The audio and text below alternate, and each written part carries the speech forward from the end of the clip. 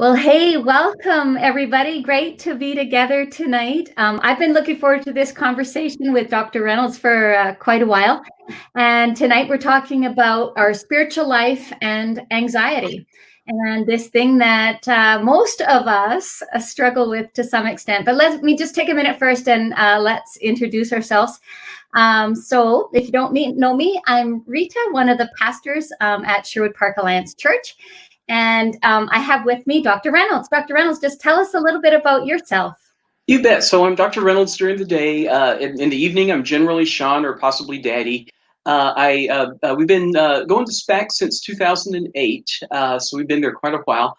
If I might look familiar, I often usher on Saturday evenings, in the before times when we actually met in church in person. So I know a lot of people in that way, or at least know a lot of faces there. I'm married, got two teenage girls. One graduated last year from SCA, and the other one is going to be starting in high school the following year.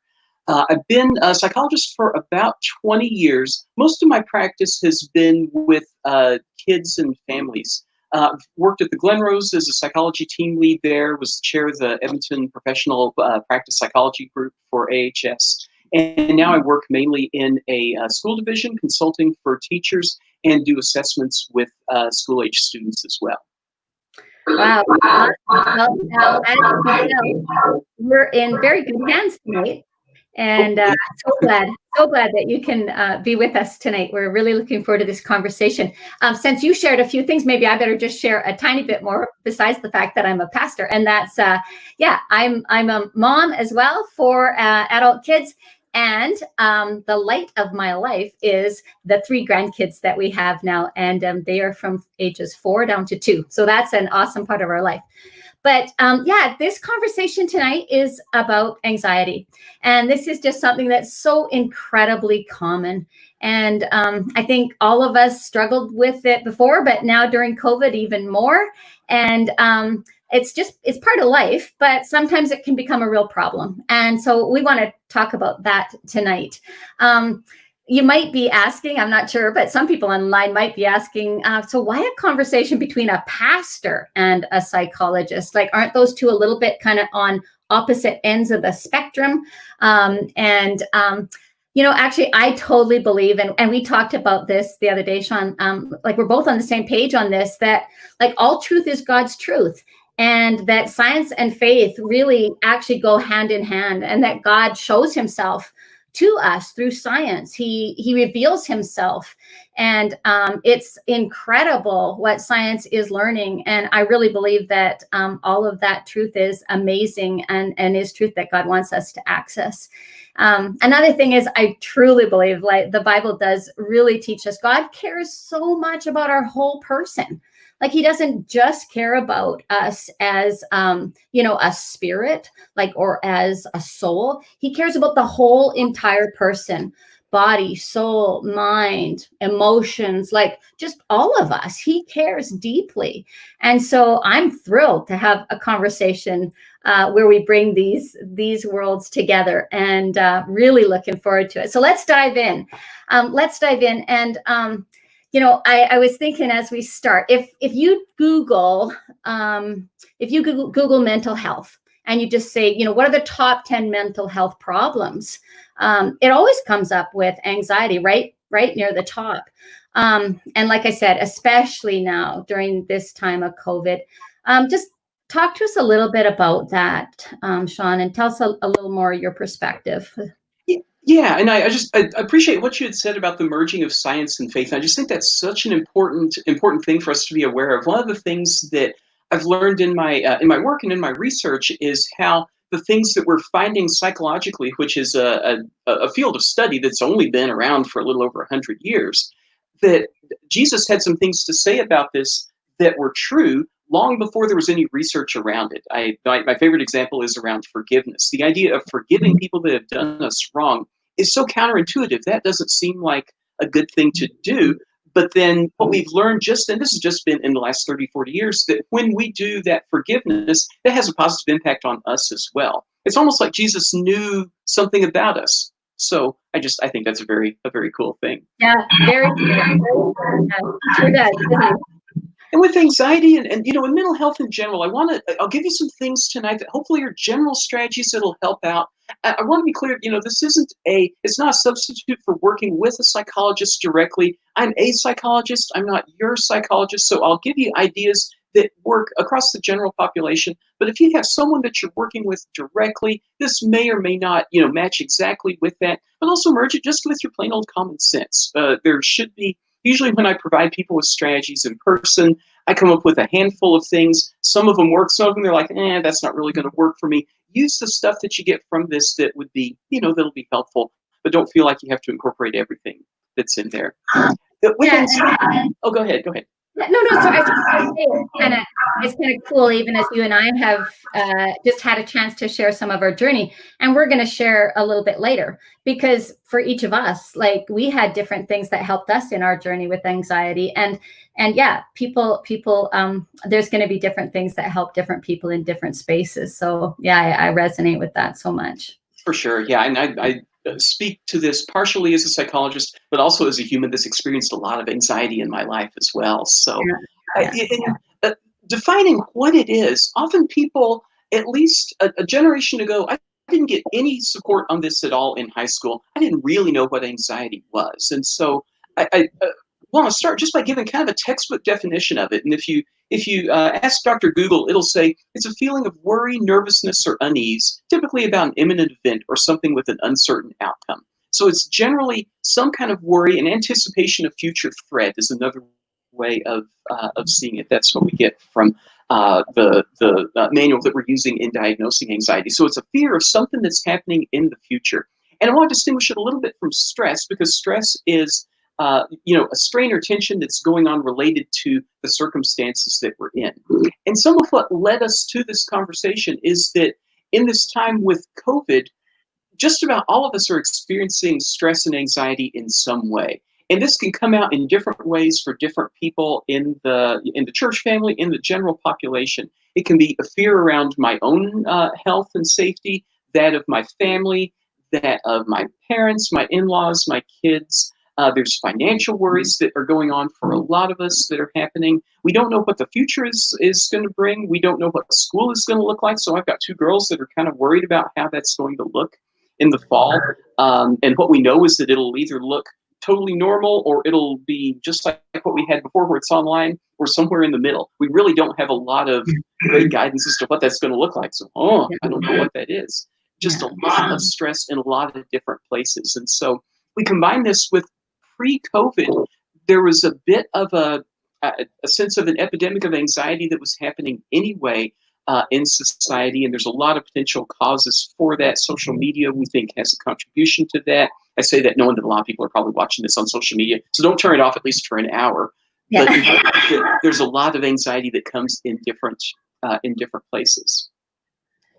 Yeah, boy, I sure resonate with that for sure. And I love something when we were talking that you said, and that is, not everybody has a big issues with anxiety, but there are a lot of us that are struggling with it. But at the same time, you haven't heard of anybody that during COVID has said, I just feel so much more peaceful during this time. Like, I found my anxiety has really, really gone down, right? It has affected all of us. And what I find myself saying and hearing is just this sense like we're kind of on edge, and we're just kind of like, our nerves are a bit frayed, and we kind of use different ways of talking about that anxiety. But yeah, Shawn, just give us a couple of examples just from your perspective of how this anxiety kind of how anxiety just manifests itself, and maybe with kids and adults, what can that look like? Yeah, and it comes out really in two main ways. So there's a cognitive component to it, so it's what's happening in our heads and our minds around it. And then there's a physiological component, and what that is basically what's happening in our body. And so with the brain, this can be thoughts that are happening over and over again. So it could be repetitive thoughts that are going on. It can be can affect our sleep. That can have an impact for us. It's sometimes we have trouble concentrating or being a bit irritable. These are all things that can happen in our minds related to anxiety. And with our bodies, this comes out in different ways for different people. It can be around feeling a rapid heart rate, so you can feel a lot of tension in that way. For some of us, we get we hunch. I notice I hunch my shoulders a bit. Hands can go into fists, so you can get butterflies in the tummy. Can feel that muscle tension, shortness of breath. This can really happen in a lot of different ways. So it's tricky to know again, if in high school or as you're growing up, if you didn't learn much about anxiety, it may be hard to understand what these feelings are. So when people have, in particular, these bodily sensations, they often wind up thinking there's something medically that's wrong. And so then they do the battery of tests and no, you're not having a heart attack. And so what's happening often is anxiety that's contributing to it. And so it comes out in so some ways they're similar with adults as well as with kids. With kids, they're less likely to be able to understand what the frustrating thing is. They won't have the emotional language to be able to do it. One of the challenges that we have as parents is that when kids are having a rough time, we try to get them if they're crying or upset, and we say, okay, tell me what's wrong. Use your words. And this sounds like a very good thing to do, but they can't. And so it depends on the developmental level that they're at in terms of being able to, the 6-year-old is unlikely to say, I'm frustrated because I didn't get the ice cream first. And that's happened 3 out of the last 4 days. And my brother always gets it. And so that just leaves me feeling a little bit miffed because I think I'm kind of getting the short end of the stick in a lot of different ways. They're just not, they don't have that language, that ability to understand what that is. So we want for kids to be able to use their words, we also have to teach them what that language is because we don't naturally know what it is beyond those real basic emotions of sad, mad, happy. Yeah, I can relate with that. It really does, again, resonate with my own experience, and we'll share a little more of that later. But Shawn, with anxiety being, I know we talked a bit about it being on a spectrum. Like, so you said like everybody has some worry, but then there's this whole spectrum of anxiety. Talk a bit about that spectrum and why it's maybe important to understand that there is a spectrum. It's not like black and white, like you have it or you don't have it, kind of. I think when we think about a mental disorder, we often think of it as a yes/no kind of a thing. And most of our psychological psychiatric disorders are not like that. They're kind of on a continuum. So the opposite of this would be if you're pregnant. So if you're pregnant, there's really only 2 options. There's, yes you are or no you're not. Some people would say you're a little bit pregnant, but that doesn't really count. It's either yes or no. But for most things, difficulties with focusing, difficulties with anxiety, mood, they're things that are on a continuum where, and they can change by the day, by the week, by the month. And so what I'm hoping for today is that whether people have meet what we call diagnostic criteria, so whether they would have a diagnosis related to anxiety or just have more than they would like because they're worrying a lot around the pandemic or other things, that they get some strategies to be able to address it. But I want to be clear that it's not an either or sort of a thing. It's on a gradual thing. It's on a continuum. That was super helpful for me to understand that continuum thing, because I think with it being a newer kind of thing, there seems to be like there's this real thing like do I have it? Like and like you said, it's like, do I have it? And it's like, well, you know what? We all worry, but then there is this spectrum where it can become an issue, and then there is this other place where it actually becomes something that we do need to get, some significant help. Just like every time we have a cold, we don't have to go to the doctor, but we still aren't physically healthy, right? Like we aren't physically healthy, but we kind of know we have some tools, or we know to wait it out with a cold because we know that's not probably going to become a huge, issue in our lives. But at least in my experience and in my experience with people, there can be fear just around the word, like, do I have anxiety? And so just for me, and even in my own journey, that's been super helpful to understand that, yeah, just like our physical health, there's lots of days that it's not 100% perfect in every single way. Like I might have a sliver, I might have something, but then there are days where no, like this is seriously affecting me to the point that I need to go to the doctor. I maybe even need to get surgery, right? But that's when it's down at that other end of the spectrum. So I really appreciate that. That's been super helpful to me. Well, Shawn, I know one of the things that we said we wanted to do is we wanted to share just a little of our own journeys, because both of us have had that. I don't know. Do you want to go first? Do you want me to? What do you want to do? Yeah, I can hop in with that. So I'm at I don't know if it's appropriate to say my age or not, but I grew up in the 80s. And Yeah. so I didn't, we'll leave it at that. And that's probably Sounds good enough. sounds good.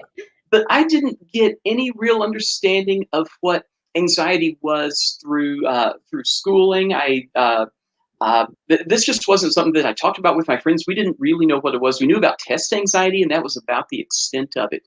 And what I noticed, though, in different parts of my life is that I would avoid activities, things where I would be on the spot, where I'd be the center of attention, or possibilities where I would experience rejection because I didn't like rejection. And one good way to never be rejected is to never try anything new. Mhm. And so that was a strategy that I wound up using. But as a result, you miss out on things when that happens. It, I think, largely came to a head for me when I was in graduate school and I had to start teaching a subject, or teaching a lab. And I remember just having this terror that would happen about an hour or so before I would have to go in front of the class. And I would have to sit down, try to be by myself for, for the hour or so and do nothing, but think about, how horrible this was going to be. And I did this, time after time after time, and it got better eventually, but never really got great. And I'm not sure about the quality of the teaching that I had done at that time. So I'll worry about that for another day. But it has been something that I've really kind of struggled with at different phases throughout my life. As I moved into being a psychologist, there's a bit of an imposter syndrome that happens when you start out of, I don't know what I'm doing. What if I do something that's going to hurt somebody else? I'm worried that I'm not going to provide the best care that I possibly can. And I found that I could spend all night worrying about this, but this didn't improve my practice and certainly didn't improve how I felt in general. I have found a lot of this will sound trite because we're doing this on the church website, but I found a lot of help just from looking at what Jesus said, because Jesus talked about this. We know that the Bible has a lot of descriptions about anxiety. I'll trust the pastor to describe this better than I can. I know that it's in there an awful lot. I wound up framing something that I put on the Matthew 6:25 around what Jesus says. Don't worry about your life, what you're going to eat or drink or your clothing. Look at the sparrows. God takes care of them. Of course, he's going to take care of you. And for me, I had to really see that every day, year after year, for a long time before it would sink in, because I'm a slow learner. It takes a long time to be able to bring that in. And so I feel like part of what's happened as I've gotten older is that this wisdom has sunk in. Largely, I certainly don't have it 100% down, but it's allowed me to do things like do a presentation like this, which earlier in my life, this would have been absolutely terrifying for me. And now to be able to do it is something that I hope this winds up being helpful for other folks as well. So I had gotten help with this in talking with friends as well. I didn't seek out professional help for it, probably out of initially because I didn't really know that I could get help for it. And then later on, probably because of my own stubbornness, I think that would have sped up the process a bit had I done that. But and it still pops up every now and then. Every now and then at 2 in the morning, it'll still creep in. But it's now at a more of a manageable level. But I think a lot of that is knowing tools that make a difference for it. Yeah, those tools are incredibly helpful, and I know we're going to get to some of them a little bit later on. But one of the things I just want to come back to with your story is just that you mentioned several times, like you have gotten better, like which to me is like that hope, right? And I hope and pray for anybody that's watching right now that maybe is really struggling wherever they're at, that they will know like they're not alone. And this, like we've said, this is so common, and but also that there's hope, and that they're like we don't have to stay in those spaces. So I mean, yeah, very, very cool to hear that that's part of your journey. And we know that we have a God that helps us and that God provides healing, but he doesn't always provide that healing immediately. Sometimes the healing doesn't come at all. And so I want to be clear too that when we have there's still this stigma around mental health challenges. I think especially in a church, this sort of feeling of, well, if you have better faith and if you pray more, that should solve it, and if not, then maybe there's something wrong with you. And I my counter to that is if you have high blood you take medication for that. We don't have there's not a stigma around that like there is around mental health. Can prayer help? Can reading the Bible help? Absolutely, these things can help. But sometimes we get in situations that are just really difficult to manage, and sometimes we have grown up in a setting that fosters this anxiety, and as adults, we don't have ways to be able to manage it. So I just want to put that in, that it's not a this is not a lacking of faith or a uh, personal weakness. This can happen to anybody, and it can happen to people at different stages of their life as well. Yeah, and I would love for this conversation, for some people, or maybe for many people, to be something that just helps them realize, yeah, again, I'm not alone, and there is help. And I love what you said about this thing. Like, yeah, I 100% agree. Like, God has so much to say in His Word, and He is so available to us through prayer. But there are other things as well. Like, He made us as human beings to help each other as well. He made us to live in community. And so maybe a bit of my story too, I hope will break down some of those walls, because here's just a snapshot of my story. Is I was a pastor who had served as a pastor for many years. I was driving down the road, actually, to the church one day, and I had massive pain in my chest, and down my left arm, and I couldn't breathe. And I pulled over, and, we'll make the long story short, but ended up in the emergency with all the wires hooked up, checking my heart, all of that. And as you described earlier in the show, I was having a massive panic attack. And I had no idea. And like you said, we've been learning so much about this, but that was 14 years ago. And even 14 years ago, we didn't have as much language around this, and we didn't have as much, it wasn't talked about quite as much yet.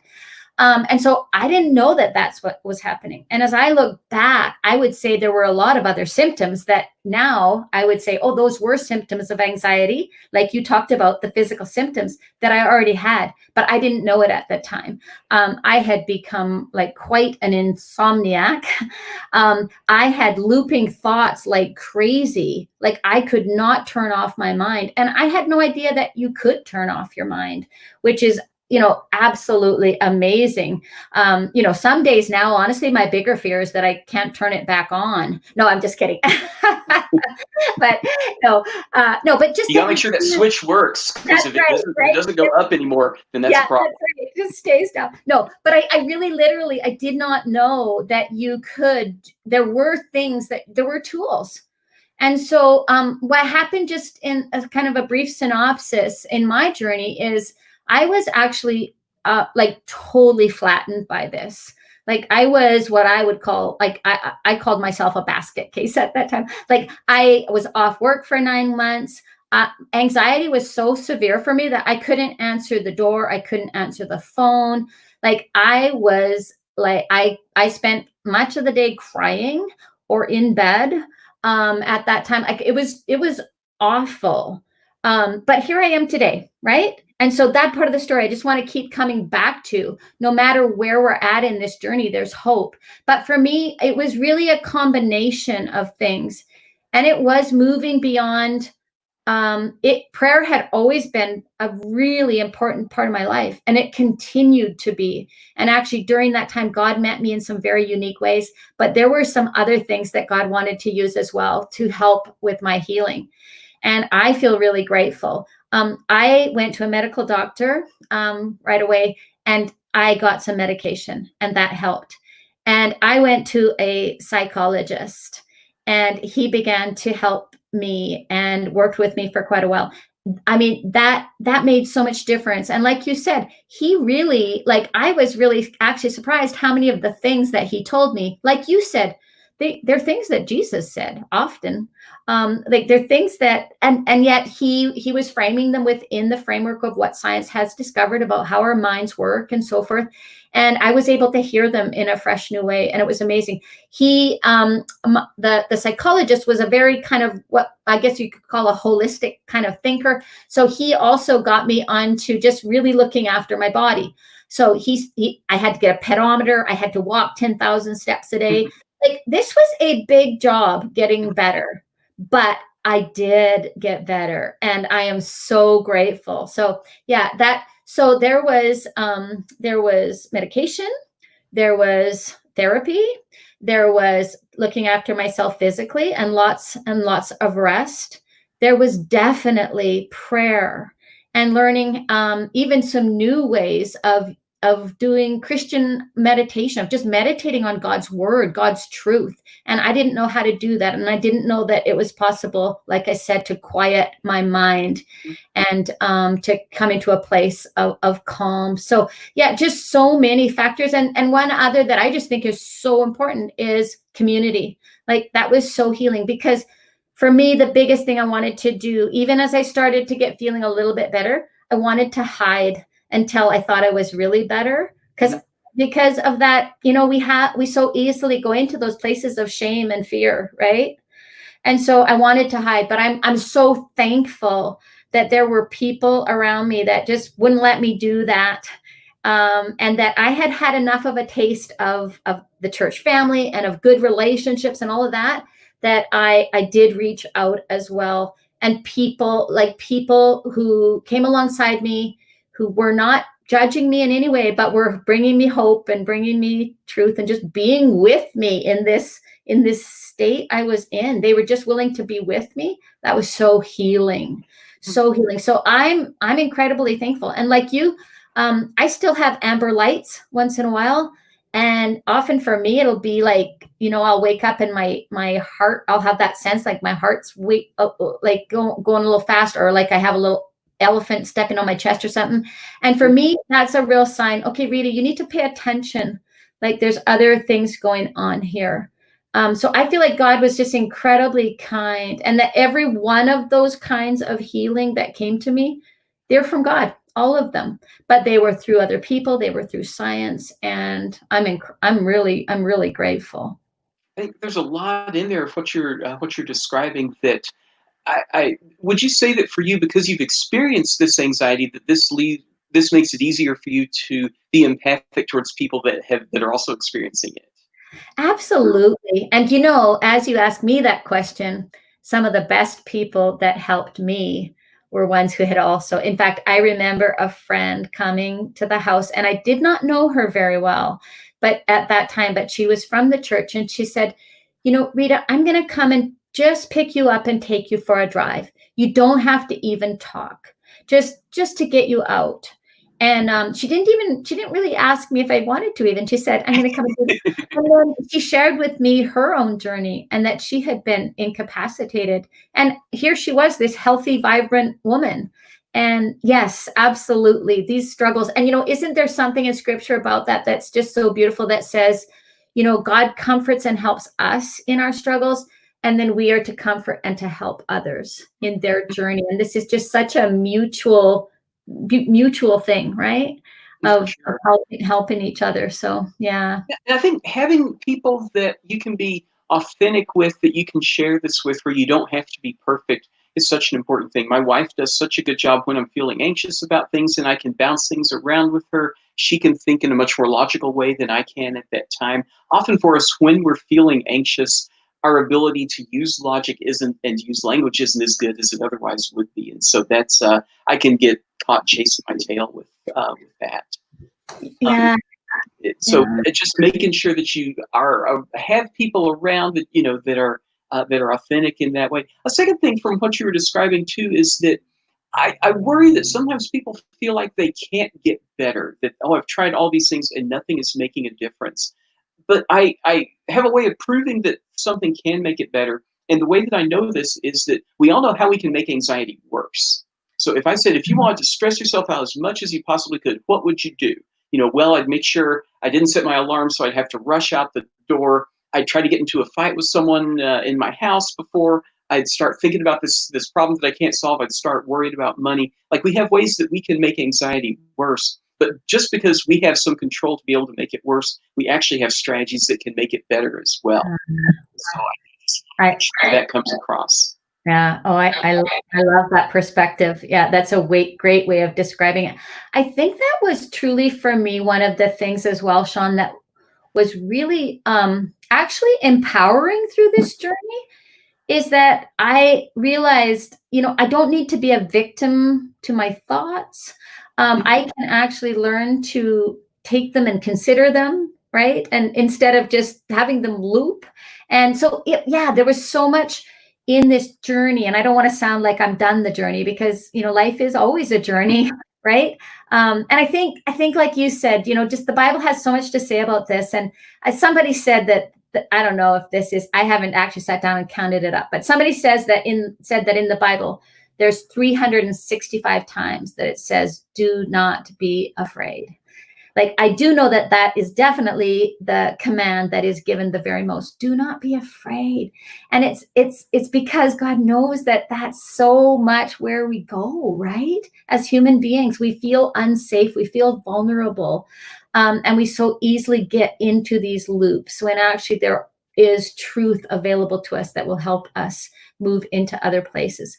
But sometimes, like you said, it's more than just knowing it's more than knowing a Bible verse. There's actually this holistic approach that needs to be taken. And for my story, I was at a place I really needed a whole bunch of help. And I'm very grateful that I got it. I'm very grateful. Well, and I think the panic attacks, I want to spend a little bit of time talking about that, because this is something that is really, it is often terrifying for people when they experience it, because they don't know. I had one at one point, but I knew what it was, so it wasn't as terrifying. It was like, oh, this is a panic attack. Oh, this is really horrible. But I knew what it was, so it didn't have quite the terror that went along with it for people when they first experienced it.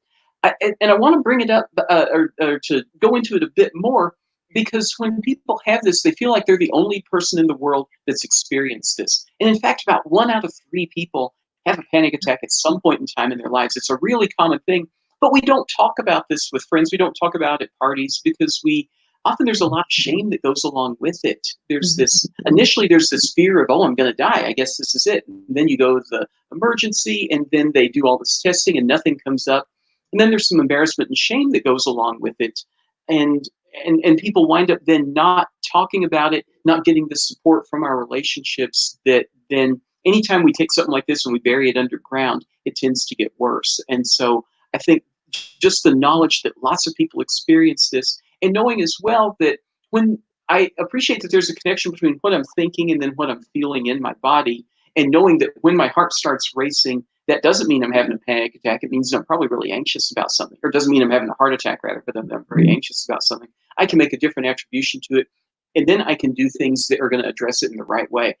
Going to emergency, sitting there for a couple of hours, getting testing is not going to actually make me feel better. What does help with, other than when people have panic attacks, they generally don't last for more, when it's a true panic attack that's affecting the body in that way, usually doesn't last for more than about 45 minutes to an hour, mainly because the body just can't seem to keep that up. Often people are just really exhausted afterwards. But I really want to emphasize that when this happens, it's not super uncommon, and it doesn't mean that you're going to die, and it doesn't mean that you've lost your mind either. This is not an unusual thing.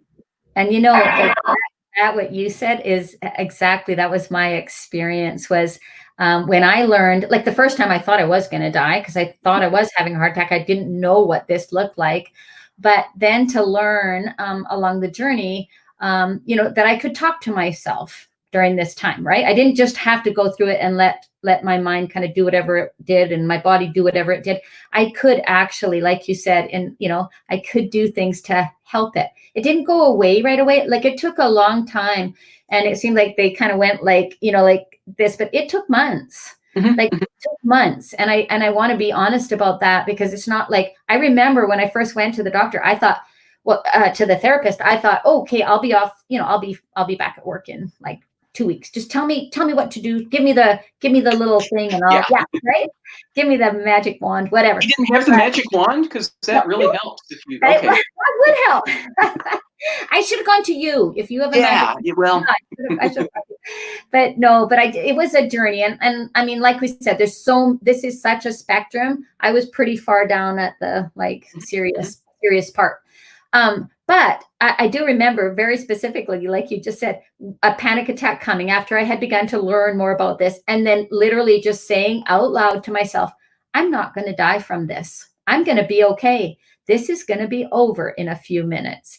And like beginning to, I know another tool that I was taught was just bring myself very much into the present. And so I would just be like, oh, look, there's a vase behind me. Oh, look, Shawn's on the other screen. Oh, look, like just totally bring myself into the present. And the other thing was deep breathing. That was huge, like learning to breathe deep. In fact, I remember actually being really annoyed at the psychologist because he said, I think you need to learn to breathe. And I remember just thinking, oh, I didn't come here to be told I need to learn to breathe. I just want to, like, I want a magic wand. But I actually learned, I actually really did need to learn to breathe. I had no idea I was holding my breath. So yeah, just so many tools. And I know we want to get to that, actually. We want to get to like just giving you some more time here to talk about some of these. So why don't you just take a few minutes and tell us about some of these tools? Well, and some of what makes it really hard to battle is that we try to not put ourselves in situations where we experience anxiety. And so with panic attacks in particular, what can happen is that the person then they get the panic attack and then they're really afraid of having another one. And so they make sure that, well, the last time I had one was when I was driving to work, so I better not go to work. And I probably shouldn't get in my car. Maybe I shouldn't leave the house. Like we get really invested in not having that experience again. And what's difficult with anxiety is that the flip side of it is resiliency. And the only way that we develop resiliency is by experiencing things that really are not very much fun. Going through tough situations and doing them with courage to be able to experience them. Most of the time, when we experience these things that we're afraid of, the outcome is better than we think that it's going to be. Um, with addressing it, one of the things that is very helpful to start off with is being able to just give it a rating. So have an awareness of what that anxiety is. And like I was talking about before with knowing the physical symptoms of it, and then just what's happening in your brain. Are you thinking of the same thing over and over again? Are you short with people? Are you having a hard time concentrating? Are you stuck on this? And these are things that could be an indication of what your anxiety is. When we uh, when we try to get a sense of where we're at with it, using a 0 to 10 scale, what we call a SUD scale is the technical term, so it's the subjective units of distress scale. The name doesn't really matter that much. Basically, 0 is I'm totally chill, everything is going great, and 10 is I'm having a panic attack, I feel like my head's going to explode. And knowing where you're at on that continuum can be very helpful.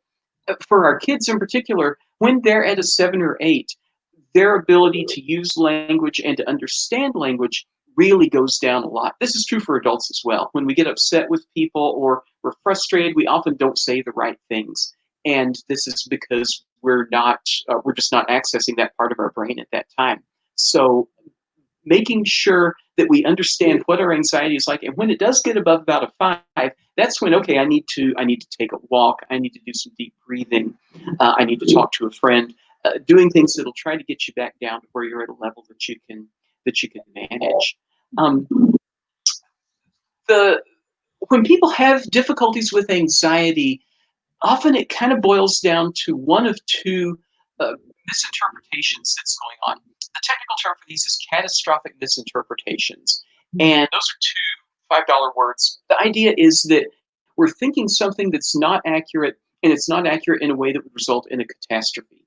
And so there's really two ways that this can happen. One is that we overestimate the likelihood that something is going to happen. So, like if I'm getting on a plane tomorrow, then thinking that the plane's going to crash, when the likelihood of that is 1 in a million, 10 million, whatever it is. That's one way. The second way is that we're overestimating the impact of the bad thing happening. If I take this test that I'm not prepared for, I'm going to fail the test, and then I won't finish high school, and I'll never get into university, and I'll be unemployed and homeless. So we make these leaps from what the current situation is into something that goes down the road that's more catastrophic. And so understanding when we're anxious about something, what's the cause of it? And what we're trying to do is to get back that part of our brain that's able to be logical and to solve problems well. One strategy that I'll use with that, and I'm going to try the share screen. So this is, old people working on technology here. So I'm going to give this a shot and see if it works. And let's see. So Brody is helping out in the back today. So we've got awfully high quality support here. Let's see. Are you able to see? So I've got the slide up around what the misinterpretations are that can happen. So again, it's that overestimating the likelihood of it or overestimating the impact of the bad thing that can happen. And I want to show, well, one way of doing this is to evaluate what's going on. So if I use a different part of my brain, if I write down what the problem is, so what is it that I'm stressed about? And then writing it down, I'm not prepared for this test, I'm freaking out. What are the facts? And so the facts often are things like, last time I was freaking out about a test, I still got a 72, which wasn't great, but I was okay with it. If I do fail the test, I know that the teacher offers one retake each term. If I do fail the test, the worst thing that could possibly happen is that I'll have to retake the class, and that would be annoying, but not the end of the world. And then being able to evaluate on the third column, what's most likely to actually happen, and is it truly a catastrophe? And I think the idea of what are the things that are the catastrophes in our lives, because most of the things that keep us up at night and that we're anxious about, we're making some kind of a mistake with them. Either we are over-interpreting the risk, or we're over-interpreting the likelihood. So how likely it is to happen, or just how bad it would be. So being able to write it down can help. Doing that with someone that you trust and just talking it out. If you're not the kind of person that likes to write stuff down, then that's another strategy that can help with that. Do you know what you said, Shawn, about writing it down? I have found, and if with people just working as a pastor, what I found is that writing it down helps clarify that. Because for me, at least, like those looping thoughts, they can actually become like quite chaotic. And when I actually just write down, what am I actually worried about? If I can list it in black and white, it really actually, that in itself helps me, it seems like, right? And I know for a while I was doing something when I was still struggling quite a bit. I was actually scheduling a worry time each day. Just saying, okay, God, you know what? You know that I'm worrying about this stuff. So let's sit down and talk about this together. So I'd kind of try to make it a conversation with God, but do exactly what you showed there, and just say, okay, like I'm going to give myself some time to actually list these things. And then going through your chart there, but then just ending with that last step. And 1 Peter 5:7 says this so clearly. It says, cast all your anxiety on me because I care for you. Like, it's God talking to us, right? Like, so he's inviting us to give him his cares, give him our cares. But, at times my brain was, and at times still, but it gets muddly and I can't even hardly articulate just this overwhelming sense. And so listing them, that I love that's made a huge difference for me. But then also trying to be a little firm with myself and saying, you know what? Oh, when I catch myself going back to that or looping again or something, saying, you know what, Rita, this isn't your worry time. And you can have some worry time and you can do it with God later, but this isn't your worry time. Time to focus on the beautiful blue sky, or rainy as it has been for us. But, to actually say, no, that's not what I'm going to choose to think about right now. Now, I'm sounding like I really, nailed that, but it was a real journey. And I still go back to that worry state. But like you said, I have those tools. So that's a great tool. And what you're describing, I don't know if you came up with this before you worked with the psychologist or not, but there is a term for it called schedule your worry. And the idea is just what you've described, that you're not saying, okay, I'm never going to think about this again, because we know that when we try to block thoughts out in that way, it tends to not work. So the classic example is, okay, whatever you do, don't think about a white elephant. Well, what comes in your head? The white elephant. So we're really not good at being able to completely shut it down. But what we can learn to get better at is to put it in a bit of a box. So to say, because most things that I'm anxious about are actually problems that deserve some time, that will benefit from me working on them to try to solve them. So it's not that I want to just completely ignore it and never think about it. But I want to put it in its proper place to say, okay, I've got time tonight at 8 o'clock. I'm going to worry about this for 15 minutes or 30 minutes, and that's my time. And what it does is a couple of things. One is that it frees up the other 23 and a half hours a day, which is a good thing. The second is that when we do spend that time, it tends to be more productive around problem solving about what the problem is. And the third part, and the sneakiest part, is that what you're really doing there is that you're training your mind to be able to take control over what you want to think about. We want to fill our minds with things that are going to be positive, and at the very least, things that are going to be helpful. And so, as if I can say at 4 o'clock, okay, this is something I'm really worried about, but I'm going to worry about it tonight instead. Then I'm able to control what's happening in my noggin, and that's such an important strategy to be able to use. Yeah, and as we're talking about this conversation of melding science and faith, like one more column that I have at times added, a fourth column is what is ultimate truth. So in other words, like if I'm afraid, whatever I am afraid of, that then I actually go back to like, what does God say? Like he does say that he is a good shepherd who is walking through all of this journey with me, like the highs and the lows. So I do know that I'm not alone, right? Like, so I can write that. Like if I'm afraid, like that I've blown a relationship and that, and I'm catastrophizing over it and I'm, all of that, ultimate truth is still, and I can claim that I will never be ultimately alone. Like God is with me, right? So that helped is really helpful to me to just bring in those big truths that I can claim, even when not all the small problems have been resolved. I can still claim kind of that big thing. Shawn, oh sorry. And I'm really good at being able to get that in my brain about, well, I'm a child of God and God cares about me and this is not that big a deal. It's moving it, from here down to 18 inches here. That's where I have a harder time. So as I'm able to do these things like ground myself, just to use the technique that you were talking about before, a good strategy is to go outside and to make a list of 5 things that you see, 4 things that you hear, 3 things that you feel, 2 things that you smell, 1 thing that you taste, or something like that, where you're just looking at, oh, there's blue sky. Oh, now it's raining. It smells like rain. I hear a car horn.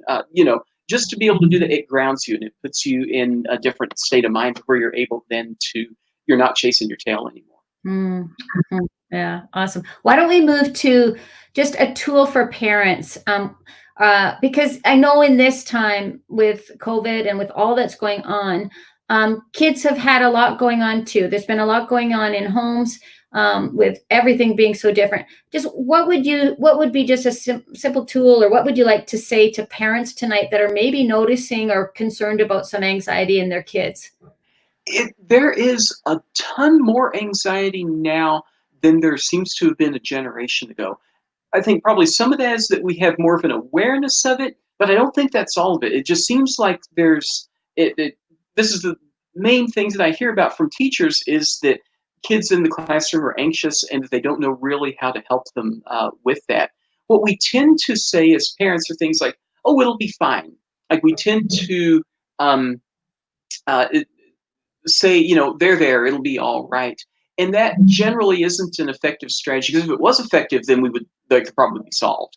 And so what we're wanting to do with our kids is I'll give kind of an easy strategy, and then I'm going to give a harder strategy. And the easier one is to be able to get them to that calm state of mind. So where they are able to recognize again what's happening in their mind, what's happening in their body, developing that language to be able to describe it, and getting them to generate what are the strategies that help them. For some kids, music makes a difference. For some kids, doing a little bit of exercise makes a difference. For some, talking makes a difference, although for fewer now, it seems like texting helps a bit more, YouTube helps a bit more. But knowing for our kids, how can they be active in solving this problem?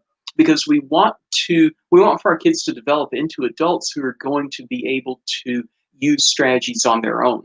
What I want father is to kind of bubble wrap my kids and to not let them experience any negative emotions or to experience any negative anxiety. And I think this is, again, it's a generational change. When I think about, just when I look outside, I don't see as many kids going around on their bicycles on their own. They're not exploring the neighborhood like we did a generation ago. And we can talk a lot about whether this is a good thing or a bad thing. Certainly, it's safer now. If my daughter is inside, I know where she is. But I know that there were things that I learned about when I was exploring the neighborhood that were things that allowed me to develop resiliency. And so when we bubble wrap our kids, again, if we think about resiliency is being able to get through situations that stink and to arrive on the other end. If our kids don't ever experience any of those, then when they have a small problem, they won't be able to manage it very well. And I think this is why you see some of these things that are the way that it's now managed are things like, more severe things like cutting, just a lot of frustration around not being able to manage it and just knowing that there's a lot more anxiety that's out there now. So some of the hard things I want to say to parents is that don't always rescue your kids. Make sure that you're giving them some opportunities to where they can have what I call controlled failure. So it's failure in a way that's not going to be devastating or catastrophic. I'll give a bad example and then I'll follow it up with something better. So a bad example of this would be to say, well, I'm just going to let him play in the street because when he gets hit by a car, then he's going to learn not to do that anymore. That would be not good parenting because then the learning experience happens after a catastrophe. A different way is when I know that my child's not studying very well, but she cares about her marks, and then she's not prepared for a test and then comes back and gets a 50 on it and she's upset about it.